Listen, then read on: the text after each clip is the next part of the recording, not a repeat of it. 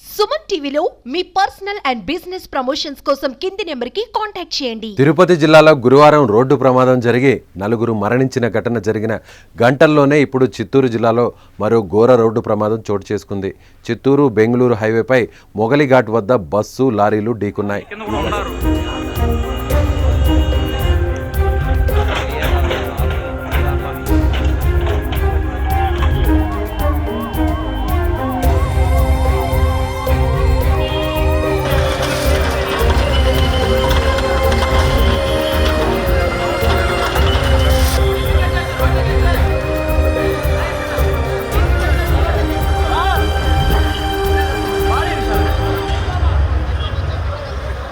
ఈ ఘటనలో 8 మంది మరణించారు, మరో 30 మంది గాయపడ్డారు.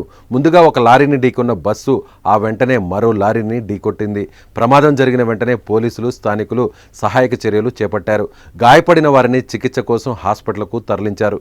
క్షతగాత్రుల పరిస్థితి విషమంగా ఉండడంతో మృతుల సంఖ్య మరింత పెరిగే అవకాశం ఉంది. ఘటనపై పోలీసులు కేసు నమోదు చేసి దర్యాప్తు చేస్తున్నారు.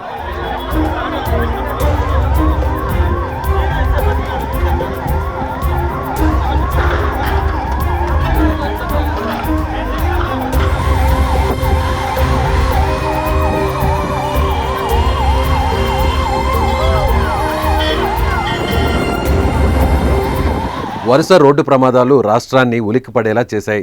తూర్పుగోదావరి జిల్లాలో సెప్టెంబర్ 11న తెల్లవారుజామున ఘోర రోడ్డు ప్రమాదం చోటు చేసుకుంది.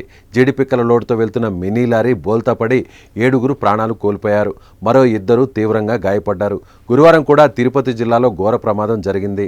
చంద్రగిరి మండలం బాకరాపేట కనుమ రహదారిలో కంటైనర్ లారీ బీభత్సం సృష్టించింది. కనుమదారులో వస్తున్న కారు, బైకును కంటైనర్ లారీ అదుపు తప్పి ఢీకొట్టింది. ఈ ప్రమాదంలో కంటైనర్ కారుపై పడిపోవడంతో కారులోని 4 దుర్మరణం పాలయ్యారు.